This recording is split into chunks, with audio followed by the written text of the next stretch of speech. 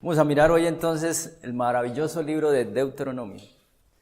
Si a ustedes les gusta la literatura narrativa como a mí, este libro es un espectáculo, ¿no? Se siente uno tentado en perderse en todos esos detalles que hay ahí, en todas esas historias que hay ahí. En lo personal a mí me resulta más fácil ver esos detalles que mirar todo el contexto del libro. Pero bueno, vamos a mirar entonces qué Dios nos dice a través de este maravilloso libro. Deuteronomio es la última división del Pentateuco. ¿Y por qué decimos que es la última división del Pentateuco? Porque el Pentateuco es un solo libro y se compone de los 5 libros de los cuales se han expuesto aquí hasta el día de hoy. Los 5 libros van unidos en una estrecha relación. El Pentateuco fue el libro que se encontró en Segunda de Reyes 22 por el sumo sacerdote Hilcías de la época, ¿sí se acuerdan? Y también es interesante ver que el Señor Jesucristo se defiende de la tentación de Satanás en el desierto citando el libro de Deuteronomio. Él cita Deuteronomio 6:13, al Señor tu Dios adorarás y solo a Él servirás. Ahora, el libro de Deuteronomio tiene 4 nombres dados por los judíos. Se conoce con 4 nombres dados por los judíos y el primero de ellos es, en el canon hebreo, lo llaman Devarim, que significa las palabras, o estas son las palabras. Otro de los nombres es el quinto de los quintos de la ley, o la quinta parte de la quinta división de la ley. Otro de los nombres que se conoce es el libro de la reprensión de la ley, y esto debido a tantas amonestaciones, a tantas reprensiones que en el libro se encuentra. Y el cuarto nombre, que es el que se adopta hasta el día de hoy y es con el que se conoce hasta el día de hoy, es Deuteronomio o Deuteronomio, que significa la segunda promulgación de la ley. Es un nombre compuesto. Deutero, que significa segunda o lo que sigue, y nomos o nomio, que significa ley. Entonces decimos que es Deuteronomio o la segunda ley. Ahora, decir que Deuteronomio es la segunda ley en cierto punto es un error. ¿Por qué? Bueno, primero que todo porque hay una sola ley, no hay 2 leyes. Y lo otro es que Moisés no está trayendo aquí al libro todo el contenido de la ley anterior, no, eso no es lo que está haciendo aquí. Lo que él está haciendo aquí es trayendo algunas secciones de la ley y aumentándola por estatutos y decretos necesarios para el pueblo. Y si bien es cierto que Moisés reconoce toda la ley y apela a la historia como fundamento para sus exhortaciones, lo que él hace es tomar de esta ley. ¿Qué es lo que toma? Toma el decálogo o los 10 mandamientos y toma todo lo necesario para la convivencia ahí, para la convivencia de la vida nacional cuando este pueblo pase a tomar posesión de la tierra prometida. Así que este es el nombre del libro de Deuteronomio. Fue escrito en 1446 aproximadamente, y es el mismo Señor Jesucristo que da fe y asegura que el libro de Deuteronomio indudablemente lo escribió Moisés.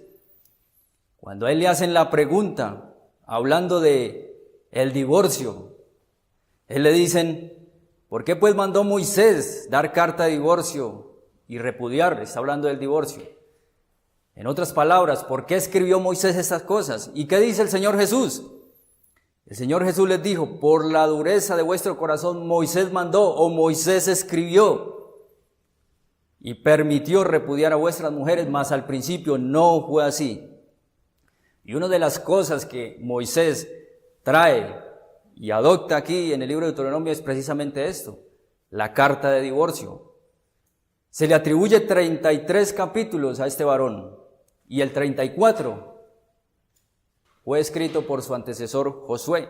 El libro de Deuteronomio tiene 34 capítulos. Entonces, ¿qué es Deuteronomio si no es la segunda ley?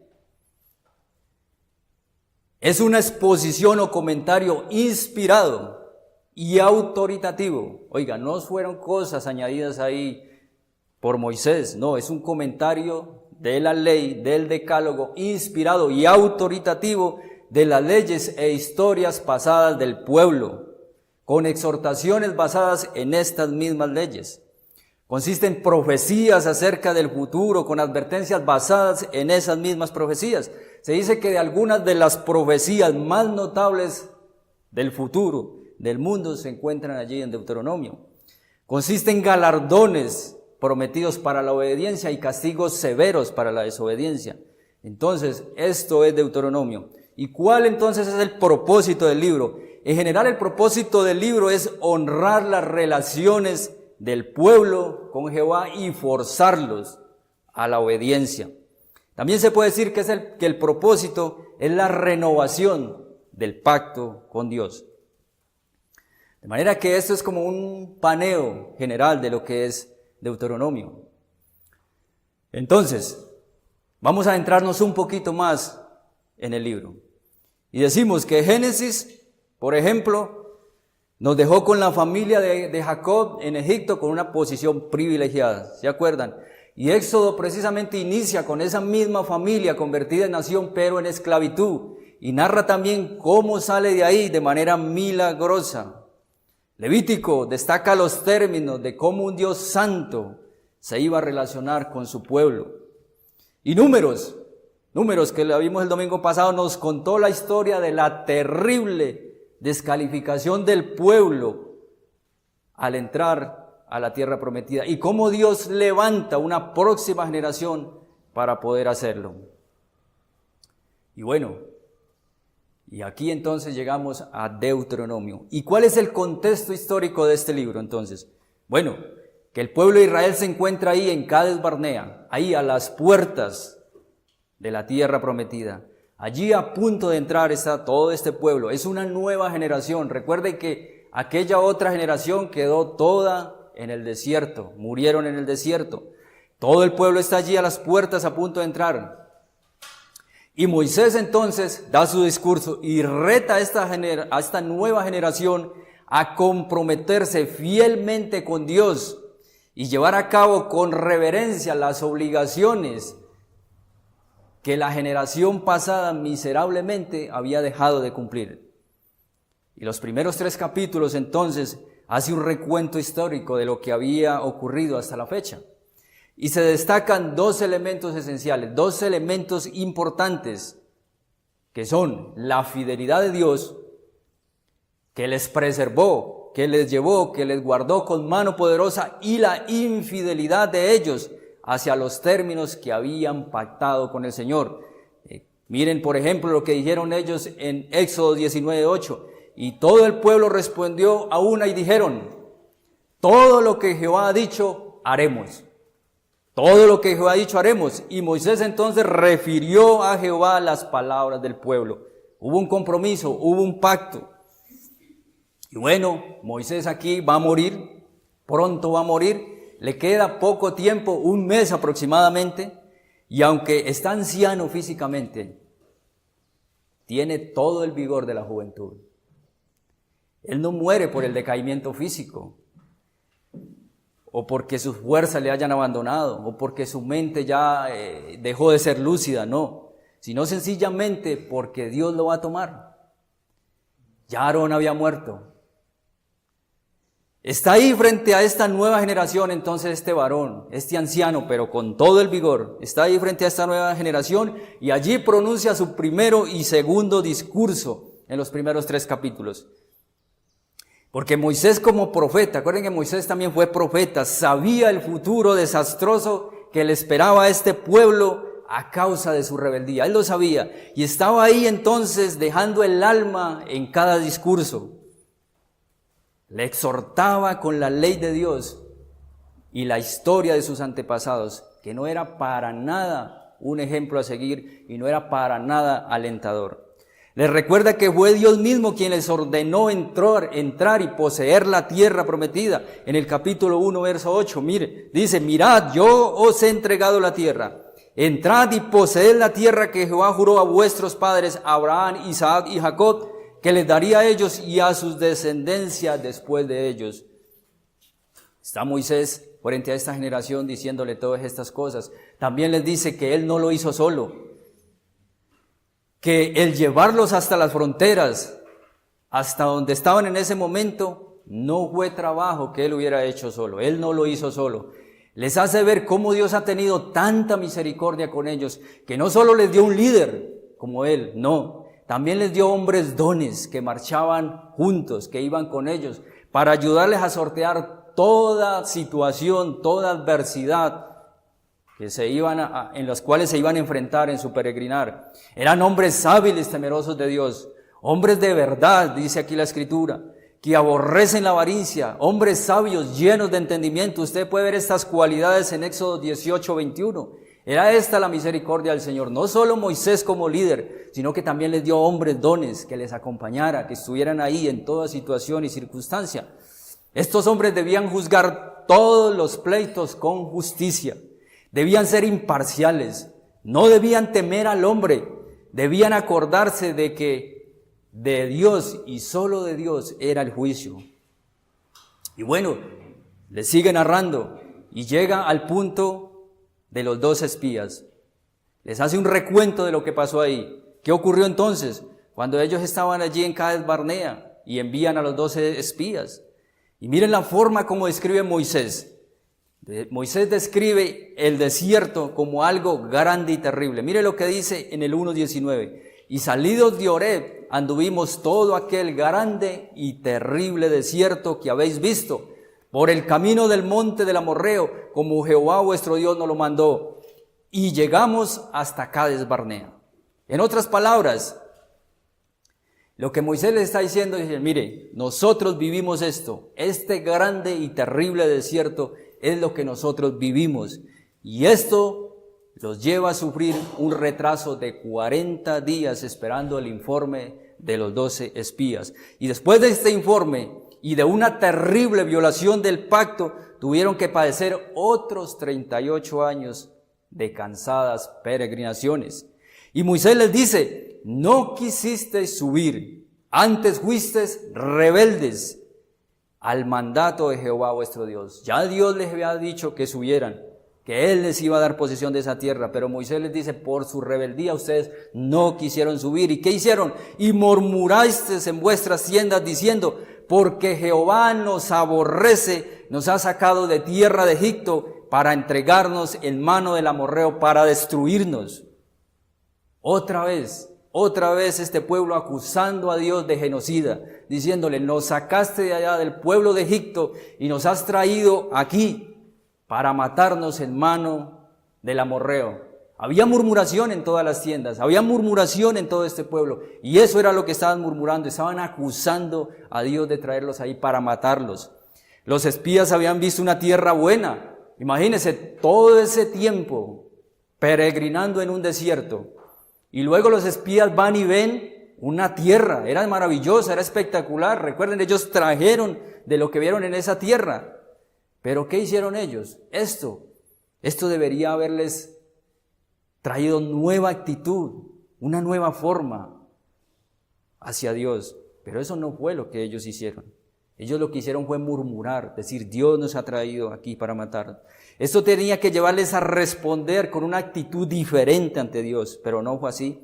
Al contrario, se rebelaron contra Dios y fueron castigados entonces duramente por mano del Señor. Dice en el capítulo 1, 29 a 33, entonces os dije, no temáis ni tengáis miedo de ellos. Jehová vuestro Dios, el cual va delante de vosotros, peleará por vosotros conforme a todas las cosas que hizo por vosotros en Egipto, delante de vuestros ojos. Y en el desierto has visto que Jehová tu Dios te ha traído, como trae el hombre a su hijo por todo el camino que habéis andado hasta llegar a este lugar. Moisés los está llevando a que recuerden cómo Él los sacó de Egipto, cómo los ha acompañado hasta traerlos a este lugar. Y aún con esto no creísteis a Jehová vuestro Dios, quien iba delante de vosotros por el camino para reconocer el lugar donde habías de acampar, con fuego de noche para mostrar el camino por donde anduvisteis y con nube de día. ¿Qué está diciendo Dios aquí entonces? Miren, todo el tiempo yo he estado con nosotros. ¿Cómo ustedes van a murmurar? ¿Cómo ustedes van a decir esas cosas? ¿Cómo piensan que yo ahora los voy a dejar? Y los lleva a que recuerden la historia. ¿Acaso no recuerdan en Egipto cuando eran esclavos cómo los saqué de allá? ¿Acaso no recuerdan cómo los he acompañado en todo este desierto? Ahora, ¿cómo les ocurre murmurar y decir eso que yo les voy a matar? ¿Cómo los voy a dejar solos entonces? Y miren la reacción de Dios en el versículo 34. Y oyó Jehová la voz de vuestras palabras. Oiga, oyó Dios la voz de vuestras palabras. Y se enojó y juró diciendo: no verá hombre alguno de estos, de esta mala generación, la buena tierra que juré que había de dar a vuestros padres, excepto Caleb, hijo de Jefone. Él la verá y a él le daré la tierra que pisó y a sus hijos, porque ha seguido fielmente a Jehová. También contra mí, dice Moisés, se airó Jehová por vosotros y me dijo: tampoco tú entrarás allá. Y nuestros niños, de los cuales dijiste que servirían de botín, vuestros hijos que no saben hoy lo bueno ni lo malo, ellos entrarán allá y a ellos le daré y ellos la heredarán. Oiga, es frente a esta generación, es frente a estos niños de los cuales dijeron: estos van a morir. Ellos, por niños, mírenlos en ese desierto, ellos van a perecer, ellos van a morir. Es frente a esta nueva generación que Moisés está dando este discurso y les está recordando lo que había pasado en un tiempo pasado. Sigue dando su discurso frente a ellos, y a pesar de haber reconocido que habían pecado delante de Dios, ellos decidieron subir a conquistar la tierra por sus propios medios, por su propia fuerza, sin tomar a Dios en cuenta para nada, con una actitud soberbia, orgullosa, arrogante, y obviamente el resultado fue catastrófico. No les importó el consejo de Dios. ¿Qué les dijo Dios? No subáis, ni peleéis, porque no estoy entre vosotros, para que no seáis derrotados por vuestros enemigos. Pero nada de esto les importó. Tomaron en poco el consejo de Dios. En otras palabras, el Señor les está advirtiendo: miren, el enemigo es fuerte, el enemigo es poderoso, y de ustedes no es la victoria. Separados de mí, ustedes no pueden hacer absolutamente nada. Y aquí viene el pago entonces de la rebeldía, de la desobediencia. Mire lo que dice el texto: que regresaron llorando delante de Dios, llorando por la terrible derrota que habían sufrido. Pero de aquí hay algo más terrible aún. Hay algo más terrible aún. Hay algo realmente terrible. Miren lo que dice Moisés: pero Jehová no escuchó vuestra voz, ni os prestó oído, en el 1:45. Hermanos, piensen, ¿puede haber algo más terrible que esto? Que usted y yo hoy, por ejemplo, nos reunamos aquí a orar y que Dios cierre el oído a nuestras oraciones. ¿Puede haber algo más terrible que esto? No importó las lágrimas. Dios conocía el corazón obstinado, incrédulo y rebelde. A otro puedes manipular con tus lágrimas, no a Dios no. Dios conoce tu corazón y el mío. Y miren entonces los capítulos del 4 al 11. Y hay un versículo clave aquí entre el capítulo 4 del verso 7 al 8. Vamos a ver estos capítulos del 4 al 11. Dice en el capítulo 4, versos 7 y 8.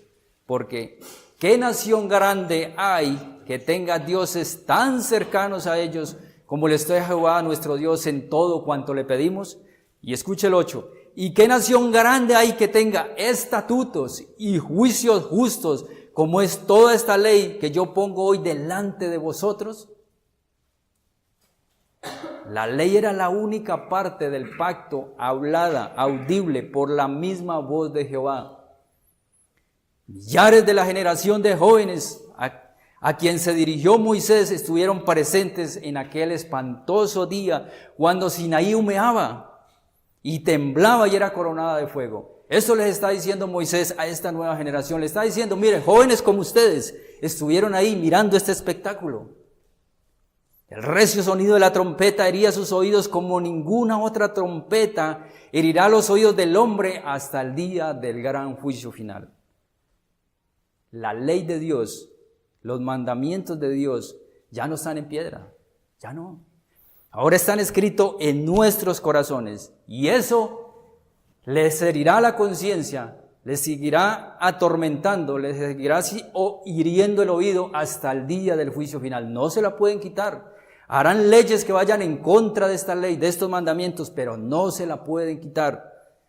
Bien se acordarían de su terror cuando en medio del fuego de Sinaí, esta voz tan terrible y penetrante pronunciaba con voz de trueno, uno a uno, aquellos mandamientos.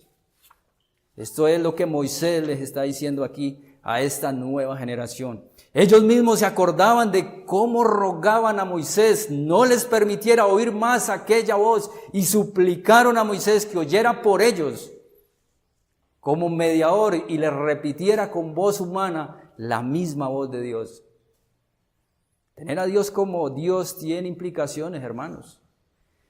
Y una de ellas es el amor y el temor que debemos tener a su persona. El amor y el temor reverente que debemos tener a la persona de Dios. Respetar a Dios significa respetar la ley de Dios. La ley es una expresión de su carácter y el libro enseña que el que ama a Dios ama también la ley. No puede ir separado de esto. No puede haber alguien que diga que ama a Dios y aborrece su palabra y es apático a su ley y es apático a su verdad. Eso no existe. Mire lo que dice: oye Israel, Jehová nuestro Dios, Jehová uno solo es, y amarás a Jehová tu Dios con todo tu corazón, con toda tu alma y con todas tus fuerzas. Y miramos este versículo y decimos, hombre, pero esto es imposible. Sí, quizás sí, pero si no hay un anhelo en tu corazón que arda por estas cosas, que le clames al Señor para que te permita amarle de esta manera, entonces ahí hay que examinar nuestro corazón. En las palabras amarás a Jehová se encuentran contenidos los primeros 4 mandamientos. Allí está. Cuando nuestro Señor contesta la pregunta, ¿cuál es el primer gran mandamiento de la ley? Cita Deuteronomio. En su respuesta, este es el primer grande mandamiento. Dice, amarás al Señor tu Dios de todo tu corazón, con toda tu alma y todo tu entendimiento. Y el segundo es semejante a este, amarás a tu prójimo como a ti mismo. De estos 2 mandamientos pende toda la ley y los profetas. Mire, es imposible cumplir el segundo mandamiento si no cumples el primero, es imposible. No puedes amar a tu prójimo si no amas a Dios, no puedes, es imposible. De manera que nosotros podemos decir, por un lado, que amamos a Dios, decir que amamos la Escritura, pero no necesariamente hay una mansedumbre hacia las cosas que Dios manda. ¿Sí? Es fácil decir que amamos a Dios, pero ¿dónde demuestras que amas a Dios? Cuando tienes un corazón manso hacia las cosas que Él manda. Y deberíamos meditar entonces en cuál es el empeño que tenemos, cuál es el empeño que hay en nuestro corazón a la hora de poner por obra lo que Dios manda. ¿Hay deleite, hay gozo, hay alegría, hay amor hacia eso? Porque quizá podemos ser muy fieles en algunas cosas, como por ejemplo venir a la iglesia. Podemos ser muy fieles en esas cosas, leer la Escritura diariamente. Y otra muy distinta, oiga pues muy distinta, es el empeño de poner por obra lo que Dios manda. Eso es totalmente diferente. Dios está aquí tratando con su pueblo. El pueblo se había comprometido a obedecer y no lo estaba haciendo, no estaba amando a su Señor. ¿Y por qué Moisés entonces relata esta historia de esta manera? Bueno, él quería hacerles ver la seriedad del asunto. Esto es tan serio, es de tanta seriedad, que miren el corazón de Dios expresado en el capítulo 5, 29. Dice, ¿quién diera que tuviesen tal corazón? ¿Quién diera que tuviesen tal corazón que me temiese y guardasen todos los días mis mandamientos, para que a ellos y sus hijos les fuese bien para siempre? Dios es un Dios bueno, y lo que Él quiere es el bien para su pueblo. Dios quiere hijos obedientes, porque Él quiere bendecirles. Pero es imposible que Dios bendiga en la rebeldía. Eso no existe. Dios se opone a los rebeldes. Dios no se complace en la rebeldía. Dios bendice y se complace en corazones humildes, en corazones mansos, en corazones obedientes. El deseo de Dios es que ellos conocieran la bendición de la obediencia, que le fuera bien en la tierra en la cual iban a entrar y tomar posesión. Y les da instrucciones de lo que debían hacer aún con sus hijos. Mire lo que dice en el capítulo 6, 6 al 9. Y estas palabras que yo te mando hoy estarán sobre tu corazón. Y las repetirás a tus hijos y hablarás de ellas estando en tu casa y andando por el camino y al acostarte y cuando te levantes. ¿Usted se imagina el despertar de un niño judío? Bueno, se despertaba y lo primero que veía era la ley. Caminaba y estaba la ley de Dios. Al acostarse ahí estaba la ley de Dios. Y la pregunta que debemos hacernos entonces, ¿es este el ambiente en nuestro hogar? Padres que tienen hijos, ¿es este el ambiente en sus hogares? Lo que tú haces es un testigo ante tus hijos del amor que tú le tienes a Dios y a su Escritura. A tal punto que no cesas de repetir estas palabras a tus hijos. Porque tus palabras y mis palabras reflejan lo que hay en nuestro corazón. Entonces, ¿qué refleja? ¿Qué reflejan entonces nuestras palabras? Dice, y las atarás como una señal en tu mano, y estarán como frontales entre tus ojos, y las escribirás en los postes de tu casa y en tus puertas. Hermanos, es Dios quien dice cómo se deben hacer las cosas. Es Dios que dice cómo se le debe seguir. Él lo dejó escrito en el capítulo 10, 12. ¿Qué pide Jehová tu Dios de ti?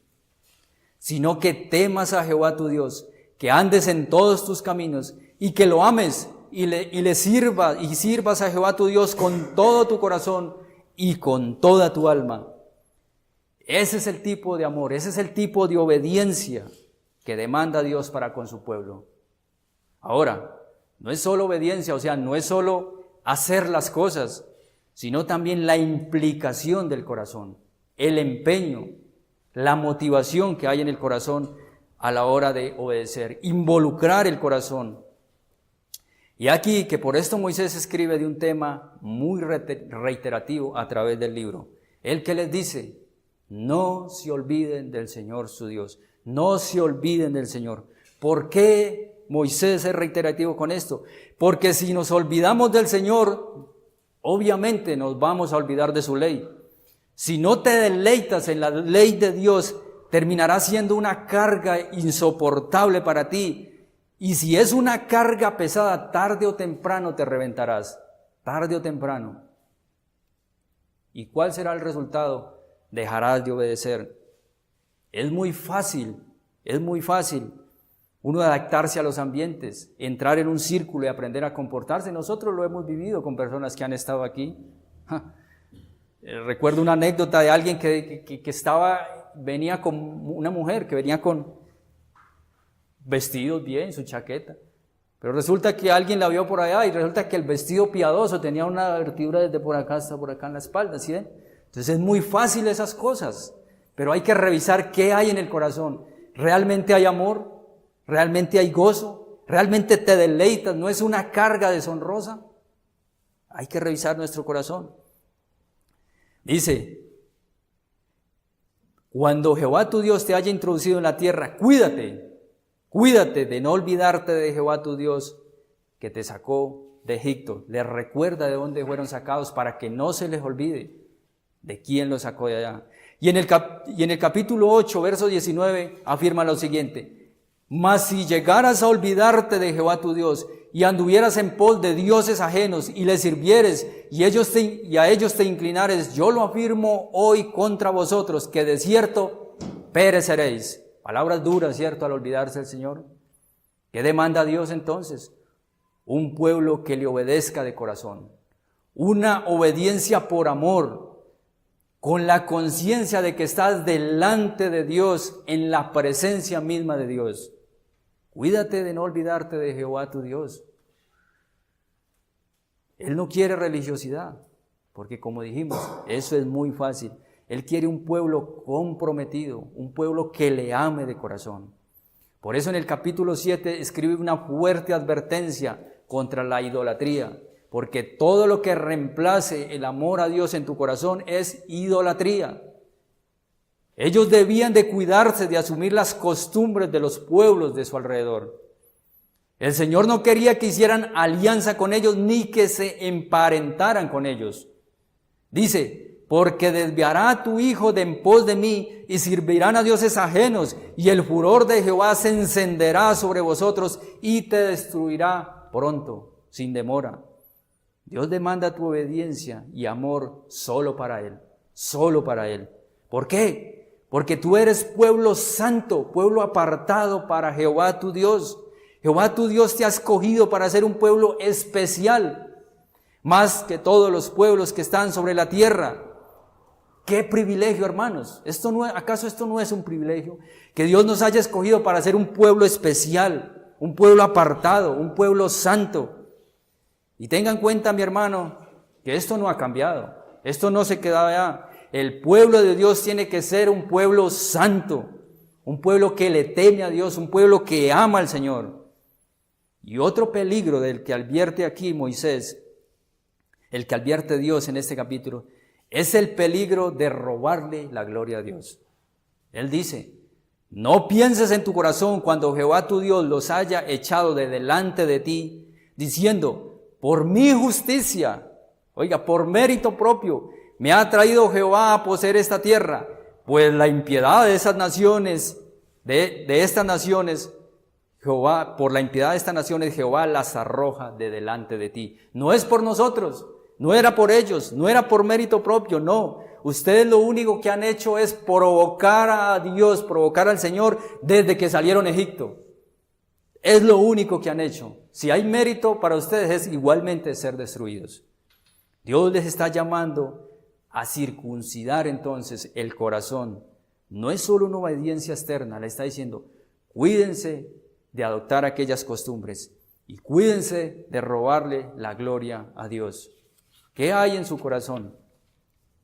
Y bueno, de aquí en adelante les da instrucciones de dónde deben adorar, les da leyes dietéticas, directrices sobre los diezmos, advertencia contra la idolatría, más instrucciones sobre adivinos y falsos profetas. Y llama la atención lo que Dios dice acerca de los falsos profetas. Que Dios usa a estos para probar a su pueblo. Oiga, Dios usa a los falsos profetas para probar a su pueblo. Qué impresionante esto. Capítulo 13, 3. No darás oído a las palabras de tal profeta, ni a tal soñador de sueños, porque Jehová vuestro Dios os está probando para saber si amáis a Jehová vuestro Dios con todo vuestro corazón y con toda vuestra alma. Hermanos, ¿qué nos queda entonces frente a esto? Clamarle al Señor para que el Señor guarde nuestro corazón y que nuestro corazón no se incline con facilidad a la enseñanza de estos falsos profetas o de estos falsos maestros hoy. Que Dios nos libre de esas cosas, que Dios nos libre. De la misma manera les advierte de la mala influencia de familiares y amigos. Oiga pues, en el 13, 6 al 10. Mire lo que dice: si te incitare tu hermano, hijo de tu madre, o tu hijo, tu hija, tu mujer, o tu amigo íntimo, diciendo en secreto: vamos y sirvamos a dioses ajenos, que ni tú ni tus padres conociste, de los dioses de los pueblos que están en vuestros alrededores, cerca de ti o lejos de ti, desde un extremo de la tierra hasta el otro extremo de ella, no consentirás con él, ni le prestarás oído, ni tu ojo le compadecerá, ni le tendrás misericordia, ni lo encubrirás, sino que lo matarás. Tu mano se alzará primero sobre él para matarle, y después la mano de todo el pueblo. Le apedrearás hasta que muera, por cuanto procuró apartarte de Jehová tu Dios, que te sacó de tierra de Egipto, de casa de servidumbre. Oiga, palabras crudas, ¿no?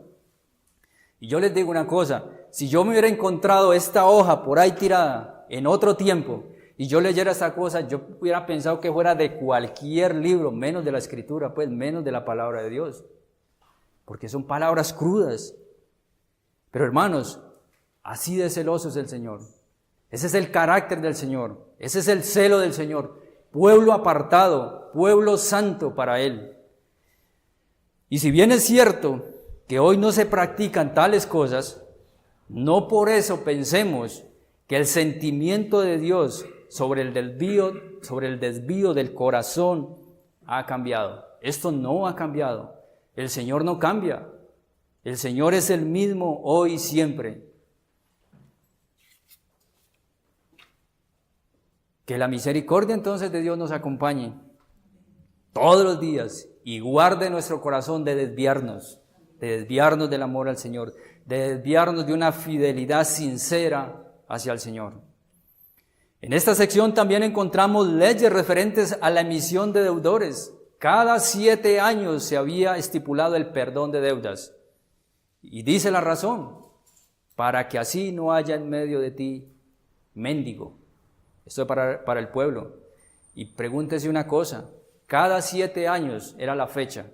¿Y qué pasa entonces si faltando para cumplirse los 7 años llega un hermano y te pide prestado? ¿Cierto?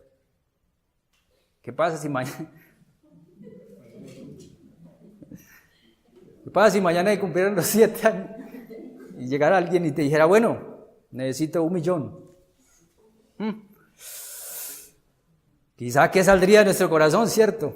Hombre, pero ¿cómo le ocurre? Pasado mañana de los pesos. Pero mire lo que dice el Señor al respecto, porque Dios conoce el corazón. Dios conoce nuestro corazón. En el 15, 7 al 9, dice, cuando haya en medio de ti menesteroso de alguno de tus hermanos en alguna de tus ciudades, en la tierra que Jehová tu Dios te da, oiga, no solo local, sino en alguna de las ciudades, no endurecerás tu corazón, ni cerrarás tu mano contra tu hermano pobre, sino abrirás a él tu mano liberalmente, y en efecto le prestarás lo que necesite. Guárdate de tener en tu corazón pensamiento perverso, diciendo, cerca está el año 7º, el de la remisión, y mires con malos ojos a tu hermano menesteroso para no darle, porque él podrá clamar contra ti a Jehová y se te contará por pecado. En otras palabras, mire, préstele, piense en la necesidad de su hermano, no piensen si me podrá pagar o no, liberalmente, libremente, préstele con un corazón manso, libre de avaricia, de codicia, y no piense en esto, ya se va a vencer el tiempo de la remisión y no me va a poder pagar. Y bueno, vamos llegando ya al final del libro. Esta nueva generación está a las puertas de entrar a la tierra prometida. Y Moisés los reta diciéndoles que delante de ellos está la bendición y la maldición. Es un reto para ellos, que deben obedecer al Señor, que tengan en cuenta lo que pasó con la generación pasada, que tengan en cuenta las terribles advertencias que Él les ha hecho y que miren la historia y amen la ley y los mandamientos del Señor. Y el punto no es si ellos van a entrar o no, el punto es si van a experimentar la bendición cuando ellos entren a la tierra, porque Dios les había dicho que iban a entrar. Porque miren entonces, ¿cuál era la maldición? Maldito el que deshonrare a su padre y a su madre. ¿Y qué decía todo el pueblo? Amén, que así sea. Maldito el que cambie el lindero de su vecino, y todo el pueblo decía amén. Maldito el que haga errar el ciego en el camino, y todo el pueblo que decía sí, que así sea, amén. Un pacto que ellos debían seguir, se estaban comprometiendo. Ahora, entonces, ¿qué iban a hacer ellos entonces ante estas cosas? Y bueno, ya conocemos la historia, ya conocemos la infidelidad del pueblo. Ellos fueron infieles a ese pacto. La infidelidad del pacto entonces tuvo consecuencia, conflicto con los reyes, fueron llevados al exilio y todo como consecuencia de la infidelidad al Dios del pacto. La infidelidad, hermanos, la infidelidad a Dios trae consecuencias. No podemos ser infieles al Señor y esperar que nada pase, trae su consecuencia. Y cuando uno lee este libro, uno dice, que uno pueda permanecer en la obediencia a Dios, después de leer todas estas cosas en este libro, se le viene a la mente a uno, eso es imposible poder permanecer fieles y en obediencia al Señor. Con toda la demanda que hay en este libro, con todo lo que Dios exige, es imposible. Y bueno, aquí hago entonces una conexión con el Evangelio. Cuando uno mira todas estas cosas, todas estas maldiciones, lo que pasa por la mente es lo siguiente: estamos bajo la maldición de Dios. El libro termina con la muerte de Moisés y dice allí en el 34:10, y nunca más se levantó profeta en Israel como Moisés, a quien haya conocido Jehová cara a cara, nunca más. Pero en el capítulo 18, 15 hay una profecía donde dice: profeta de en medio de ti, de tus hermanos como yo, te levantará Jehová tu Dios, y a él oirás, a él oirás. ¿Cuál es ese profeta? El Señor Jesucristo. Estas son las mismas palabras que se escucharon desde el cielo cuando Jesús fue transfigurado en presencia misma de Moisés, ¿sí se acuerdan? En Hechos 3:22 dice: porque Moisés dijo a los padres: el Señor vuestro Dios os levantará profeta de entre vuestros hermanos como a mí, a él oiréis en todas las cosas que os hable. Y en el capítulo 31 Dios inspira a Moisés a componer un cántico, y el tema central de este canto es la roca. La roca, Jesús es la roca. Él les dice: de la roca que te creó te olvidaste. De la roca que te creó te olvidaste. Y esta roca es la misma de la que se hace referencia en Éxodo 17, ya lo vimos. Cuando Dios ordena a Moisés a golpear la roca con la misma vara con que había impartido justicia al pueblo de Israel. En otras palabras está diciendo: esa vara que tú has usado para traer castigo y juicio sobre el pueblo de Israel, sobre los israelitas, es la misma vara con que la que yo te estoy diciendo: golpéame, y yo bendeciré a mi pueblo. Y brotó agua a borbotones en el desierto para bendecir a su pueblo. Cristo es la roca de nuestra salvación. Cristo es la roca que bendice a su pueblo. ¿Y dónde fue golpeada esa roca? ¿Dónde fue golpeada esa roca? Esa roca fue golpeada allí, en la cruz del Calvario, por tus rebeliones y por mis rebeliones, por nuestras infidelidades. Cristo experimentó el horror de nuestra maldición allí en la cruz del Calvario. No podemos escapar de que en algún punto, quebrantamos la ley, y esto nos deja malditos. Maldito todo aquel que no cumpla estas cosas. Y todo el pueblo que dijo amén. Pero gloria a Dios que proveyó la solución. Gloria a Dios que proveyó la solución. Maldito todo aquel que es colgado en un madero. Cristo se hizo maldición por nosotros. Ahora, miren cómo le llamaban al Señor Jesús los judíos. Dice: a mí me llaman comedor, glotón y bebedor. ¿Se acuerdan? A mí me llaman comedor, glotón y bebedor. Y miren dónde aparecen estas frases, miren dónde aparecen estas palabras en Deuteronomio. Capítulo 21, 18 al 21. Dice: si alguno tuviere un hijo contumaz y rebelde, que no obedeciere a la voz de su padre, ni a la voz de su madre, y habiéndole castigado no les obedeciere, entonces lo tomarán su padre y su madre, y lo sacarán ante los ancianos de su ciudad, y a la puerta del lugar donde viva. Y dirán a los ancianos de la ciudad: nuestro hijo, es contumaz y rebelde, no obedece a nuestra voz, es glotón y borracho.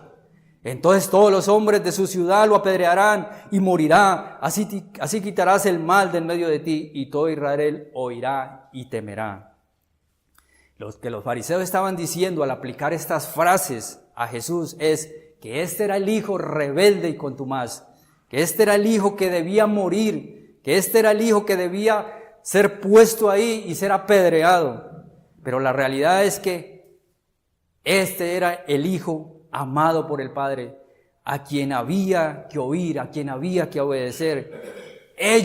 Nosotros éramos los rebeldes, nosotros éramos los que merecíamos morir. Jesús toma sobre sí la maldición de nuestra propia rebeldía entonces, para que nosotros viniésemos a ser los hijos de Dios, nosotros los que quebrantamos todos, absolutamente todos los términos del pacto, somos salvos por quien guardó perfectamente todos los términos del pacto y murió en lugar de nosotros, murió como malhechor, murió como pecador. Qué bendita gracia la de nuestro Señor al proveer la solución para aquellos que la ley nos deja malditos, totalmente excluidos de la ciudadanía de Dios. Él provee la solución, y a través de nuestro Señor Jesucristo, al estar ahí levantado, al estar ahí quebrantado en la cruz del Calvario, cargando tu infidelidad y la mía, hoy nos hace aceptos delante del Padre. Bendita gloria del Señor. La pregunta es: ¿cómo estamos respondiendo frente a esto? ¿Cómo estás tú y cómo estoy yo respondiendo ante tan grande y maravillosa gracia del Señor? Padre, damos gracias por este tiempo. Gracias, Señor, por tu Hijo, el Señor Jesucristo. Gracias por tu salvación tan grande. Gracias por cargar con nuestras iniquidades, con nuestras culpas ahí en la cruz del Calvario. Gracias, Señor, por hacernos aceptos delante del Padre. Ayúdanos a tener corazones fieles, corazones que te amen, que te obedezcan con todo el corazón y con toda nuestra mente. Ayúdanos a observar, a amar, a deleitarnos en tu ley de todo nuestro corazón, con toda nuestra alma y con todas nuestras fuerzas, Señor. Damos gracias en el nombre de Jesús. Amén.